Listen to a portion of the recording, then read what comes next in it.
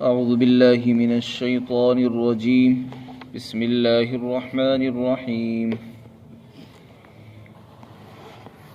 إن المجرمين في عذاب جهنم خالدون لا يفتر عنهم وهم فيه مبلسون وما ظلمناهم ولكن كانوا هم الظالمين ونادوا يا مالك ليقض علينا ربك قال إنكم ماكثون لقد جئناكم بالحق ولكن أكثركم للحق كارهون أم أبرموا أمرا فإنا مبرمون أم يحسبون أنا لا نسمع سرهم ونجواهم بلى ورسلنا لديهم يكتبون قل إن كان للرحمن ولد فأنا أول العابدين سبحان رب السماوات والأرض رب العرش عما يصفون فذرهم يخوضوا ويلعبوا حتى يلاقوا يومهم الذي يوعدون وهو الذي في السماء إله وفي الأرض إله وهو الحكيم العليم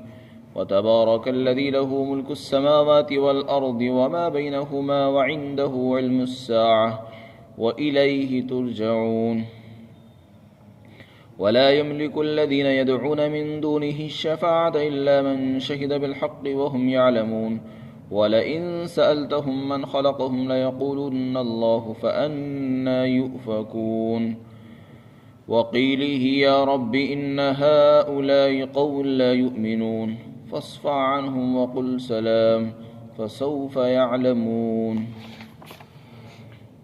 اور بے شک مجرم لوگ جہنم کے عذاب میں ہمیشہ رہیں گے اور وہ عذاب ان سے نہ کم کیا جائے گا بلکہ وہ اس میں مایوسی کے ساتھ پڑے رہیں گے. اور ہم نے ان پر ظلم نہیں کیا لیکن یہ خود ہی ظالم تھے. اور یہ جب یہ مایوس ہو جائیں گے تو پھر یہ جہنم کے داروغہ مالک کو پکار کر کہیں گے کہ اے مالک تو ہی اپنے پروردگار سے دعا کر دے کہ تیرا پروردگار ہمارا کام تمام کر دے، یعنی ہمیں موت دے دے. تو وہ مالک کہے گا کہ تم اسی حال میں رہو گے، یقیناً تمہارے پاس ہم سچا دین لے کر آئے، ہم نے تمہارے پاس سچا دین پہنچایا لیکن تم میں سے اکثر آدمی حق کو ناپسند کرتے تھے. کیا انہوں نے کسی چیز کا پختہ ارادہ کر لیا ہے؟ تو ہم نے بھی ارادہ کر رکھا ہے. کیا یہ لوگ یہ گمان کرتے ہیں کہ ہم ان کی راز کی باتوں کو اور ان کی سرگوشیوں کو نہیں سن سکتے؟ بلکہ ضرور ہم سنتے ہیں، اور صرف ہم ہی نہیں سنتے تو ہم بلکہ ہمارے فرشتے اور بھیجے ہوئے قاصد وہ جو ان کے پاس موجود ہے وہ بھی لکھتے ہیں. اور آپ ان سے کہہ دو کہ اگر رحمان کی اولاد ہوتی تو میں سب سے پہلے اس کی عبادت کرنے والا ہوتا. اور آسمانوں اور زمینوں کا رب اور عرش کا رب وہ پاک ہے ان تمام چیزوں سے جو یہ لوگ بیان کرتے ہیں. لہذا اے پیغمبر آپ ان کو ان کے حال پر چھوڑ دیجئے، یہ اسی میں مبتلا رہیں اور کھیل کود میں مست ہو جائیں یہاں تک کہ یہ اس دن سے جا ملیں جس کا ان سے وعدہ کیا جاتا ہے. اور اللہ وہی ہے، اور اللہ ہی ہے آسمانوں کے اندر خدا اور وہی زمین میں بھی خدا ہے، اور وہ حکمت والا ہے اور علم والا ہے، اور وہ بڑی شان والا ہے جس کے لیے آسمانوں اور زمینوں کی بادشاہت ہے اور ان کے درمیان کی چیزوں کی بھی بادشاہت اسی کے لیے، اور اسی کے پاس قیامت کا بھی علم ہے، اور اسی کے پاس تم سب کو لوٹایا جائے گا. اور جو لوگ اللہ کے سوا اور اللہ کے سوا جن کی یہ لوگ خود پوجا کرتے ہیں وہ سفارش کا بھی اختیار نہیں رکھتے. ہاں جنہوں نے حق کی گواہی دی، سچے دین کی گواہی دی اور وہ اس کو سچا جانتے بھی ہیں تو ان کی گواہی قبول کی جائے گی. اور اگر آپ ان سے سوال کریں گے کہ ان کو کس نے پیدا کیا، اور اگر آپ ان سے سوال کریں کہ کس نے ان کو پیدا کیا تو وہ ضرور یہی جواب دیں گے کہ اللہ نے پیدا کیا. تو جب یہ بات ہے تو پھر کہاں الٹے چلے جا رہے ہو؟ اور اللہ اپنے پیغمبر کی اس بات کو بھی جانتا ہے کہ اے پروردگار یہ ایسے لوگ ہیں جو ایمان نہیں لاتے ہیں، لہذا آپ ان سے درگزر کیجیے اور ان کو سلام اور ان کو کہہ دیجیے سلام، ان قریب ان کو پتہ چل جائے گا۔ اس سے پہلے اہل ایمان کا بیان تھا، مومنین کے لیے اللہ تعالیٰ نے انعامات اور وہاں کی نعمتوں کا بیان کیا۔ اس کے بعد مد مقابل یعنی مجرمین کا یہاں سے حال بیان فرمایا جا رہا ہے۔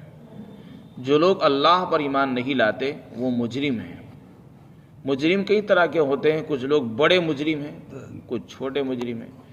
جنہوں نے ایمان بھی قبول نہیں کیا، اللہ کو اپنا رب تسلیم نہیں کیا، وہ بڑے مجرم ہیں۔ تو ایسے لوگ تو جہنم میں ہمیشہ رہیں گے، اور جن کا جرم چھوٹا ہوگا ان کو اللہ تعالیٰ ان کی سزا کے برابر جہنم میں پھینک دے گا، اور جب ان کی سزا پوری ہو جائے گی تو ان کو نکال لیا جائے گا، وہ مسلمان ہوں گے۔ اور اللہ کو اس بات کا بھی اختیار ہوگا کہ وہ بغیر جہنم میں سزا دیے ان کو جنت میں بھیج دے، معاف کیے ہوئے۔ یہاں ان لوگوں کا حال بیان کیا گیا کہ جو ایمان کے بغیر دنیا سے چلے گئے تو یہ بڑے مجرم ہیں، یہ ہمیشہ جہنم میں رہیں گے۔ فرمایا ہمیشہ جہنم کا حال یہ ہوگا کہ عذاب کی جو سختی ہے وہ اس میں اضافہ تو ہوگا، کمی نہیں ہوگی۔ آگ میں، عذاب میں، وہاں کی سختیوں میں، تکلیفوں میں اضافہ تو ہوتا رہے گا لیکن کمی نہیں ہوگی۔ اور فرمایا کمی بھی نہیں ہوگی، اور یہ اس میں پڑے رہیں گے مایوس، نا امید ہو جائیں گے، پکاریں گے، چیخیں گے، چلائیں گے کہ کسی طرح ہمیں یہاں سے نکال دیا جائے، لیکن کوئی سنوائی نہیں ہوگی اور کوئی درخواست قبول نہیں کی جائے گی۔ جب وہ بالکل نا امید ہو جائیں گے، چیخ چیخ کر تھک جائیں گے، تو پھر سوچیں گے چلو یہ جہنم کا جو مالک ہے، جہنم کا جو نگراں ہے فرشتہ جس کا نام مالک ہے، اسی کو کہیں گے کہ اے مالک تو ہی دعا کر دے کہ تیرا پروردگار ہمارا کام تمام کر دے، کم از کم ہمیں موت آ جائے اور موت کی وجہ سے ہمیں اس عذاب سے چھٹکارا مل جائے۔ تو مالک جواب دے گا کہ نہیں، تم کو اسی حال پر رہنا ہے، اللہ نے تمہیں جس حال میں رکھا ہے بس تم ہمیشہ اسی میں رہو گے، یہاں سے نکلنا نصیب نہیں ہوگا۔ اور پھر کہے گا کہ دیکھو ہم نے تمہارے پاس حق بھیجا، سچا دین تمہارے پاس آیا، اسلام تمہارے پاس پہنچا، قرآن پہنچا، اللہ کی کتابیں پہنچی، انبیاء پہنچے، لیکن تم اکثر لوگ اس کو ناپسند کرتے تھے، اسلام کو اپنے لیے توہین سمجھتے تھے، مسلمان ہو جانا عیب سمجھتے تھے، آج اس کی سزا بھگتیے۔ تو جو لوگ اسلام کو عیب سمجھتے ہیں اور مسلمان ہو جانے کو اپنے لیے توہین سمجھتے ہیں، وہ اس کی سزا بھگتے ہیں۔ آگے جو آیت کریمہ ہے ام ابرم امرا فإنا مبرمون، یہ رسول پاک صلی اللہ علیہ وسلم کے خلاف اور آپ کی شان میں جو ان کی طرف سے سازشیں اور منصوبے بنائے جاتے تھے اس کے متعلق ہے۔ جب آپ علیہ السلام مکہ مکرمہ میں تھے تو آپ کے خلاف طرح طرح کی سازشیں اور منصوبے بنائے گئے، آپ کو قتل کرنے کے لیے، آپ کو گرفتار کرنے کے لیے اور آپ کو بند کرنے کے لیے مختلف حربے انہوں نے استعمال کیے، لیکن اللہ تعالیٰ نے آپ کی حفاظت فرمائی۔ تو اسی جیسے منصوبوں کے متعلق اللہ تعالیٰ فرماتے کہ کیا انہوں نے کسی چیز کا پختہ ارادہ کر لیا ہے، یعنی رسول اللہ کو ستانے کے لیے، تکلیف پہنچانے کے لیے انہوں نے کوئی پلان بنا لیا ہے؟ اگر یہ کوئی منصوبہ بنا رہے ہیں، پلاننگ کر رہے ہیں، تو ہم بھی پلاننگ کر رہے ہیں، یعنی ہم ان کی پلاننگ پہ پانی پھیر دیں گے، ان کے منصوبوں کو خاک میں ملا دیں گے۔ چنانچہ ایسا ہی ہوا، یہ لوگ بدر کے اندر آئے، اللہ تعالیٰ نے ان کے سارے منصوبوں پہ پانی پھیر دیا، ان کے بڑے بڑے لوگ مارے گئے، گرفتار بھی ہو گئے۔ انہوں نے حضور کو قتل کرنا چاہا، آپ نے ان نوجوانوں کے بیچ میں سے آپ کو نکال دیا اور آپ ہجرت کر کے مدینہ پہنچ گئے، ان کو پتہ بھی نہیں چلا کہاں کو گئے۔ پھر راستے میں بھی انہوں نے پیچھا کیا، لیکن اللہ تعالیٰ نے آپ کی حفاظت فرمائی۔ تو انسان سوچتا کچھ اور ہے، کرتا کچھ اور ہے، لیکن ہوتا کچھ اور ہے۔ جو وہ سوچتا ہے وہ نہیں ہوتا، جو اللہ چاہتا ہے وہ ہوتا ہے۔ اس لیے ہر انسان کو اپنے عمل پر بھروسہ نہیں کرنا چاہیے۔ اللہ تعالیٰ فرماتے ہیں کہ اگر انہوں نے کوئی پلان بنا لیا ہے تو ہم بھی پلان کو توڑنے والے ہیں۔ یہ جو چاہے پلان بنا لیں، منصوبے بنا لیں، اسلام کو مٹانے کے لیے، مسلمانوں کو ختم کرنے کے لیے جیسے چاہے قانون لے آئیں، مسلمان مٹنے والے نہیں، نہ اسلام ختم ہونے والا ہے۔ اس لیے کہ اللہ تعالیٰ نے اس کے باقی رکھنے کا فیصلہ فرمایا ہے، وہ باقی رہے گا۔ تو اگر یہ منصوبے بنا رہے ہیں تو اللہ تعالیٰ ان سے زیادہ منصوبے بنانے والے ہیں۔ اس کے بعد ارشاد فرمایا کہ یہ جو نبی کے خلاف اس طرح کی سازشیں کرتے ہیں اور بند کمروں میں بیٹھ کر اسلام کے خلاف اور حضور کے خلاف جو منصوبے بناتے ہیں، مشورے کرتے ہیں، رات کے اندھیروں میں، رات کی تاریکی کے اندر اسلام کو مٹانے کے لیے جو قانون بنائے جاتے ہیں، اللہ تعالیٰ فرماتے ہیں یہ سب کچھ اس لیے ہوتا ہے کیونکہ ان کو اللہ کی قدرت کا یقین نہیں ہے۔ اگر ان کو اللہ کی قدرت کا یقین ہوتا تو کبھی ایسا نہ کرتے۔ تو اس لیے اللہ تعالیٰ فرماتے ہیں کیا ان کا گمان یہ ہے کہ ہم ان کی راز کی باتوں کو نہیں سنتے؟ یہ بند کمروں میں کیا باتیں کرتے ہیں اور آپس میں کانوں میں کیا سرگوشیاں کرتے ہیں اسلام کے خلاف، مسلمانوں کے خلاف، اور آخری پیغمبر جناب محمد الرسول اللہ صلی اللہ علیہ وسلم کے خلاف کیا سرگوشیاں کرتے ہیں اور کیا مشورے کرتے ہیں ان کی دل کی باتوں کو۔ یہ سمجھتے ہیں بس ہم ہی جانتے ہیں، اللہ نہیں جانتا۔ اگر ان کو یہ معلوم ہو جاتا ہے کہ اللہ کو ہمارا علم ہے، ہمارے مشوروں کا علم ہے، ہماری رات کے بند کمروں کے مشوروں کا بھی اللہ کو علم ہے، تو کبھی ایسا نہ کرتے، ڈرتے۔ لیکن ڈر دلوں سے اس لیے نکلا ہوا ہے کیونکہ خدا کی قدرت کا یقین نہیں ہے۔ فرمائے یہ لوگ سمجھ رہے کہ اللہ کو پتہ نہیں، اللہ کو تو پتہ ہے ہی۔ اللہ تعالیٰ نے جو فرشتے بھیج رکھے ہیں لکھنے کے لیے وہ بھی لکھ رہے ہیں ان کی سارے مشوروں کو۔ یہ جو چاہے بند کمروں میں بیٹھ کے مشورہ کر لیں، تہہ خانوں میں بیٹھ کے مشورہ کر لیں، رات کے اندھیرے میں کر لیں، جو چاہے بنا لیں قانون، وہ سب اللہ لکھ رہا ہے۔ اللہ تعالیٰ بھی دیکھ رہا ہے، فرشتے لکھ رہے ہیں، اور لکھی ہوئی بات زیادہ مضبوط ہوتی ہے، اس لیے کہ مجرم کے جرم کو ثابت کرنے کے لیے پولیس والوں کی جو رپورٹ ہوتی ہے وہ معائنہ کرنے والے افسر کے مقابلے میں زیادہ قابل ہوتی ہے الزام کو ثابت کرنے کے لیے۔ ورنہ اللہ تعالیٰ کو لکھوانے کی ضرورت نہیں ہے، لیکن ملزم کو، مجرمین کو یقین دہانی کرانے کے لیے تحریری طور پر بھی ان کو پیش کیا جائے گا کہ تم نے یہ جرم کیا تھا۔ اس کے بعد دوسرا مضمون شروع ہوا کہ بہت سے لوگ اللہ کے اولاد تسلیم کرتے ہیں، حالانکہ یہ بھی بہت بڑا الزام ہے اللہ کے اوپر، حالانکہ اللہ تعالیٰ کی ذات پاک ہے، بے عیب ہے، اور اولاد کا ہونا یہ عیب کی بات ہے، محتاجگی کی بات ہے۔ اولاد تو اس کو چاہیے جو محتاج ہو، اولاد اس کو چاہیے جس کو بڑھاپا بھی آتا ہے، بیماری آتی ہے تو وہ اولاد کا سہارا لیتا ہے، اولاد اس کا سہارا بن جاتی ہے بڑھاپے میں۔ تو اللہ تعالیٰ جب محتاج نہیں ہے تو اسے اولاد کی کیا ضرورت ہے؟ تو اللہ کے رسول صلی اللہ علیہ وسلم کو ایک جواب بتایا جا رہا ہے کہ جب آپس مخالفین سے آپ بحث کریں، بات کریں، تو آپ ان کو اس طرح کہیں کہ دیکھو اولاً تو اللہ کے لیے اولاد ہے نہیں، لیکن اگر فرض محال کے طور پر ہم اللہ کے لیے اولاد مان لیں، جیسے کہ تم کہتے ہو کہ فرشتے خدا کی بیٹیاں ہیں، تو ہم یہ کہتے ہیں کہ اگر اللہ کی اولاد ہوتی تو سب سے پہلے میں اس کی عبادت کرنے والا میں ہوتا، کیونکہ جو اللہ کی اولاد ہوگی وہ بھی خدا ہوگا نا۔ انسان کا بیٹا انسان ہوتا ہے، خدا کا بیٹا خدا ہوگا۔ تو اگر خدا کی کوئی اولاد ہوتی، کوئی لڑکا ہوتا تو وہ بھی خدا ہوتا، اور اس کی عبادت کرنے والا میں ہوتا سب سے پہلے۔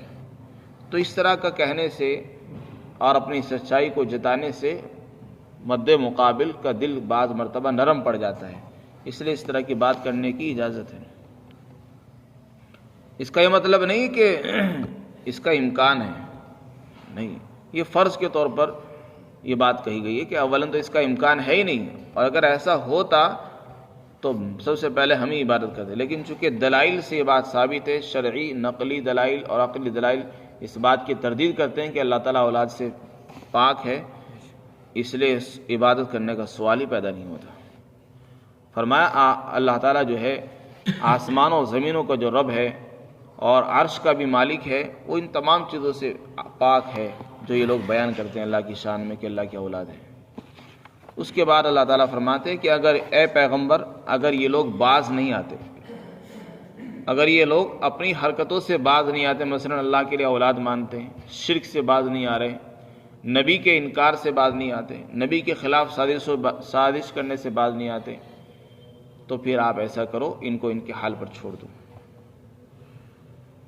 ان کو ان کے کاموں میں پڑھنے دو، جو لاہ و لعب کر رہے ہیں کرنے دو ان کو، اسلام کے خلاف جو غور و خوض کرنا چاہتے ہیں، جو مشورے کرنا چاہتے ہیں، ان کو ان حال پہ چھوڑ دو، یہاں تک کہ ان کو وہ دن مل جائے جس کا ان سے وعدہ کیا گیا، یعنی قیامت آ جائے، جس قیامت کا ان سے وعدہ کیا گیا ہے وہ اس سے جا ملیں، یعنی ان کو موت تک اسی کے حال پہ چھوڑ دیا جائے اور ان سے قطع تعلق کر لیا جائے، اور ان سے سلام کیا جائے، یعنی ان سے قطع تعلق کی قائم کی جائے، ان کو عن قریب پتہ چل جائے گا۔